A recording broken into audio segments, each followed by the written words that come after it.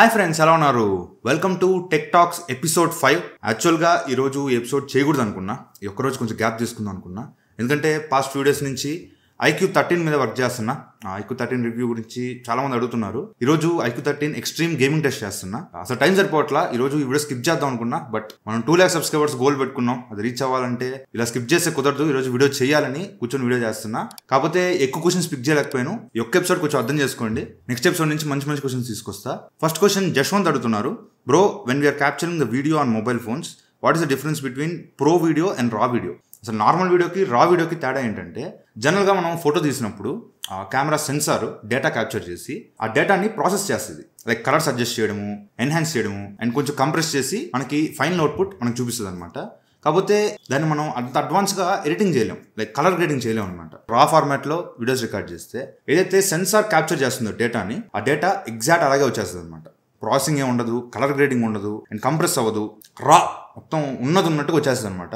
So దీనివల్ల ఎవరైతే professional colour grading చేయాలనుకుంటారో వాళ్ళకి నార్మల్ వీడియోస్ కన్నా ఈ రా ఫార్మాట్లో ఉన్న వీడియోస్ని ఇంకా ఎక్స్ట్రీమ్గా కలర్ గ్రేడింగ్ చేసుకోవచ్చు. మొత్తం కంట్రోల్ అంతా వాళ్ళ చేతిలో ఉంటుంది, అండ్ క్వాలిటీ కూడా చాలా హై క్వాలిటీలో ఉంటుంది. డిసడ్వాంటేజ్ ఏంటంటే ఫైల్ సైజు, రా ఫైల్స్ మాత్రం చాలా ఎక్కువ ఉంటాయి. సో ఎవరైతే ప్రొఫెషనల్ వీడియోగ్రఫీ ఇష్టపడతారో, ఎక్కువ కలర్ గ్రేడింగ్ చేయాలనుకుంటారో వాళ్ళు రా ఫార్మాట్లో వీడియోస్ రికార్డ్ చేస్తారు. జనరల్గా వీడియోస్ రికార్డ్ చేసే వాళ్ళకి అసలు రా ఫార్మాట్ అవసరమే లేదు. అండ్ ప్రో అని ఇంకొక ఆప్షన్ ఉంటుంది. ఈ ప్రో అనేది మనకి నార్మల్ ఫోన్స్లో కూడా ఉంటాయి. సో ఈ ప్రో ఆప్షన్ వల్ల అడ్వాంటేజ్ ఏంటంటే షటర్ స్పీడ్ అడ్జస్ట్ చేసుకోవచ్చు, ISO అడ్జస్ట్ చేసుకోవచ్చు, అండ్ వైట్ బ్యాలెన్స్, ఫోకస్ అన్ని అడ్జస్ట్ చేసుకోవచ్చు. నార్మల్ వీడియోస్ ఎలా వస్తాయో ఇది కూడా ప్రాసెస్ అయ్యే వస్తుంది. కాకపోతే అవుట్పుట్ మీద మీకు కంట్రోల్ ఉంటుంది అనమాట ప్రోలో. లేదు నేను ఎక్స్ట్రీమ్ ప్రొఫెషనల్గా రికార్డ్ చేసుకోవాలనుకుంటే రాలో రికార్డ్ చేసుకొని ప్రొఫెషనల్ సాఫ్ట్వేర్స్ యూజ్ చేసి కలర్ గ్రేడింగ్ చేసుకుంటే మీకు అవుట్పుట్ సినిమాటిక్ లెవెల్లో ఉంటుంది అనమాట. నెక్స్ట్ క్వశ్చన్ మనోజ్ అడుగుతున్నారు. What is CPU throttle test?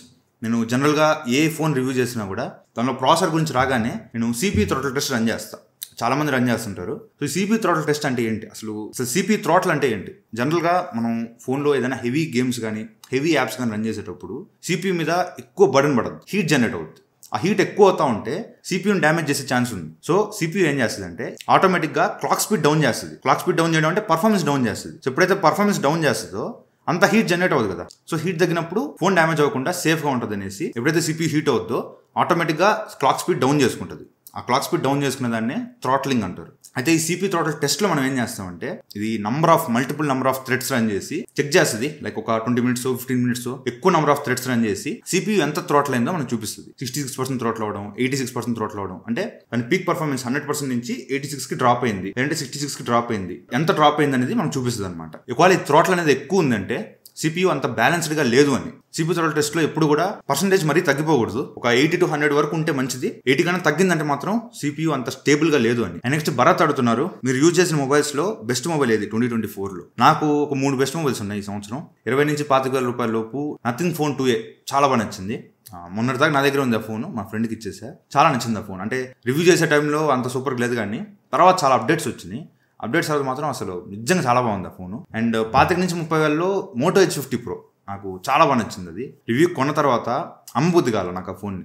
Subscriber కొన్న తర్వాత అడుగుతున్నాడు, బ్రో పంపించు బ్రో అని. నాకు ఏ బుద్ధి కాలేదనమాట, అంత నచ్చింది ఫోను. 30 నుంచి 30,000లో IQ Neo 9 Pro అది కూడా చాలా బాగా నచ్చింది. అది కూడా అమ్మబుద్ధి కాల, అది కూడా చాలా బాగా నచ్చింది. ఆ మూడు ఫోన్స్ నాకు ఈ బుద్ధి కాల, 3 నా దగ్గర పెట్టుకోవాలనిపించింది. మిగతా అన్ని కొంటాను అమ్మేస్తాను. బట్ ఈ 3 ఫోన్స్ మాత్రం అమ్మేటప్పుడు కొంచెం ఏదో ఒక అరే ఇచ్చేస్తున్నారా అనే బాధ వచ్చింది. ఈ 3 ఫోన్స్ మాత్రం నాకు చాలా బాగా నచ్చినాయి. అండ్ ఒక చిన్న మాట, 190K సబ్స్క్రైబర్స్ రీచ్ అయ్యాం. ఇంకొక 10,000 సబ్స్క్రైబర్స్ వస్తే మనం 2 lakh సబ్స్క్రైబర్స్ మార్క్ రీచ్ అవ్వచ్చు. అది మీ చేతిలోనే ఉంది.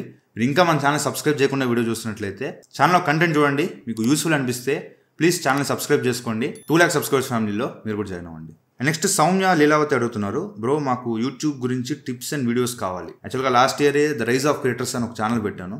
అది లాస్ట్ ఇయర్ ఆపేశాను. ఎందుకు ఆపాను ఏంటనేది పక్కన పెడితే, మీకు యూట్యూబ్ రిలేటెడ్ వీడియోస్ కావాలా, యూట్యూబ్లో ఎలా గ్రో అవ్వాలి, యూట్యూబ్ ఛానల్ ఎలా పెట్టుకోవాలి, ఇవన్నీ తెలుసుకోవాలి, నాకు ఇంట్రెస్ట్ ఉంది అంటే మాత్రం మళ్ళీ ద రైజ్ ఆఫ్ క్రియేటర్స్ ఛానల్ని రీస్టార్ట్ చేస్తాను. జస్ట్ కింద పోల్ పెడతాను, దానిలో పోల్లో పార్టిసిపేట్ చేయండి. మీ ఇంట్రెస్ట్ బట్టి ఆ ఛానల్ నేను మళ్ళీ రీస్టార్ట్ చేయాలా వద్దా అనేది డిసైడ్ చేసుకుంటా. అదే చేయాలనే ఉంది, బట్ మీకు ఇంట్రెస్ట్ ఉంటే చేస్తా, లేకపోతే వేస్ట్ కదా. నెక్స్ట్ క్వశ్చన్ హనీఫ్ గేమింగ్ అడుగుతున్నారు, ర్యామ్కి రామ్కి డిఫరెన్స్ ఏంటి? ఇది చాలా మంది తెలిసే ఉంటుంది, నేను సింపుల్గా చెప్తాను.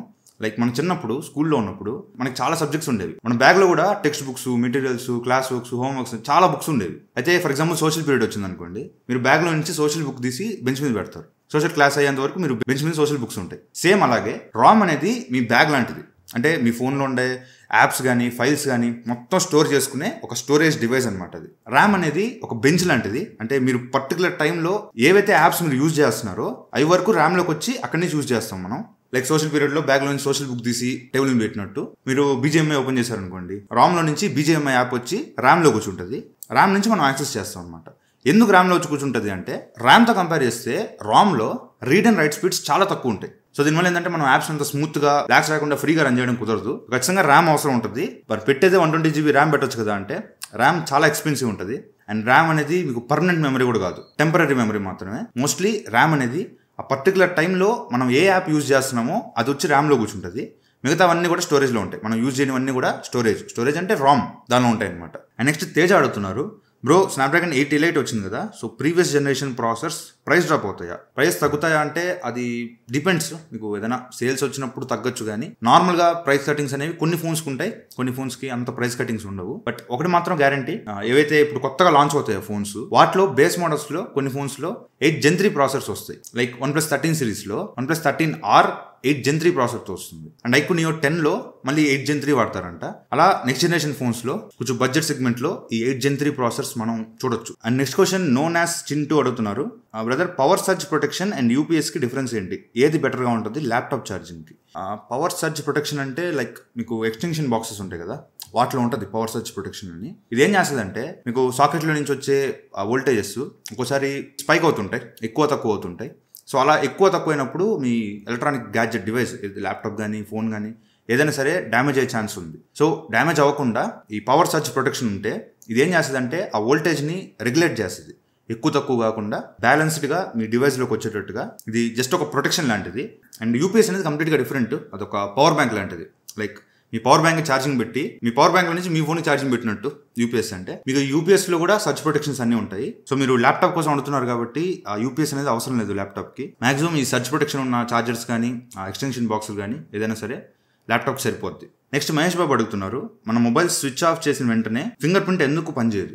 లైక్ మన ఫోన్ రీస్టార్ట్ చేసిన వెంటనే పాస్వర్డ్ అడుగుద్ది, మన ఫింగర్ ప్రింట్ ఇచ్చినా అసలు పనిచేయదు. ఎందుకంటే ఫింగర్ ప్రింట్ అనేది సెకండరీ లెవెల్ ఆఫ్ అథెంటికేషన్. అది జస్ట్ మన కంఫర్ట్ కోసం, ప్రతిసారి పిన్ పాస్వర్డ్ కొట్టలేం కాబట్టి అది జస్ట్ మన కంఫర్ట్ కోసం, మన కన్వీనియన్స్ కోసం ఆ ఫింగర్ ప్రింట్ ని మనం యూజ్ చేస్తాం తప్ప అది ఎప్పుడు కూడా ప్రైమరీ సోర్స్ ఆఫ్ అథెంటికేషన్ కాదు. మన ఫోన్ సెక్యూర్ గా ఉండాలన్నా, బయట వాళ్ళు ఎవరు మన ఫోన్ యాక్సెస్ చేయకూడదు అంటే ప్రైమరీ లెవెల్ ఆఫ్ అథెంటికేషన్ చాలా ఇంపార్టెంట్. పాస్వర్డ్స్ కానీ, పిన్ కానీ, ప్యాటర్న్ కానీ ఇవన్నీ కూడా ప్రైమరీ లెవెల్ ఆఫ్ అథెంటికేషన్ కిందకి వస్తాయి. సో ఎప్పుడైతే మీ ఫోన్లో మేజర్ చేంజ్ జరుగుతుందో, లైక్ రీస్టార్ట్ చేయడం కానీ, ఏదైనా సాఫ్ట్వేర్ అప్డేట్ చేయడం కానీ ఇలాంటివి జరిగినప్పుడు జస్ట్ ఆ డివైస్ చెక్ చేసుకుంటుంది, ఇది చేసింది మనం ఓనర్ అయినా లేదంటే ఇంకెవరైనా చేశారని, జస్ట్ ఒక వెరిఫికేషన్ కోసం. ఇక్కడ ఫింగర్ ప్రింట్ ఎందుకు అడగదంటే ఫింగర్ ప్రింట్స్ని ఈజీగా ట్యాంపర్ చేయొచ్చు. ఇలాంటి హై లెవెల్ రిస్క్స్ ఉన్నప్పుడు మొబైల్స్ కాంప్రమైజ్ అవ్వవు, దానిలో చాలా సెన్సిటివ్ డేటా ఉంటుంది కాబట్టి పోతే పోయిందని ప్రైమరీ లెవెల్ ఆఫ్ అథెంటికేషన్ మాత్రమే తీసుకుంటుంది, సెకండరీ లెవెల్ని తీసుకోదు. ప్రైమరీ అంటే only pin and password, just మన సేఫ్టీ కోసం అంతే.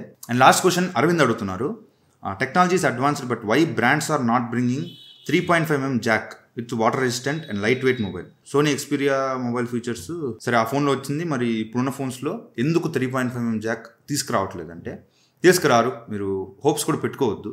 ఎందుకు తీసుకురారంటే వాళ్ళకి ఓన్లీ ఫోన్ మార్కెట్ కాదు, ఇయర్ బడ్స్, ఈ మ్యూజిక్ యాక్సెసరీస్ మీద కూడా వాళ్ళకి మంచి మార్కెట్ ఉంది.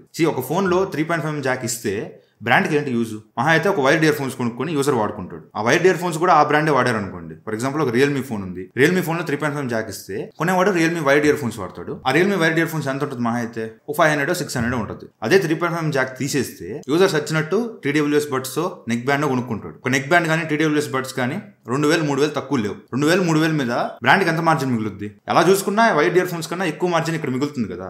సో అంటప్పుడు బ్రాండ్ ఎందుకని కాంప్రమైజ్ అవుతాయి? మన గురించి ఏ బ్రాండ్ ఆలోచించదు, వాళ్ళ పాకెట్స్ ఎలా నింపుకోవాలని ఏ బ్రాండ్ అయినా ఆలోచిస్తుంది. సో మోస్ట్లీ 3.5mm జాక్స్ అనేవి ఇంకా రావు. సో ఇవి వాటి క్వశ్చన్స్ అయితే పెద్ద ఇంట్రెస్టింగ్ క్వశ్చన్స్ లేవని నాకు అనిపించింది. మీ దగ్గర ఉన్న మంచి క్వశ్చన్స్ ఉంటే కామెంట్స్లో పెట్టండి, మంచి పిక్ చేసి నెక్స్ట్ వీక్ ఎపిసోడ్లో డిస్కస్ చేద్దాం. ఆ వీడియో మీకు నచ్చితే లైక్ చేయండి, షేర్ చేయండి, కామెంట్ చేయండి, ఛానల్ సబ్స్క్రైబ్ చేసుకో మాత్రం మర్చిపోకండి.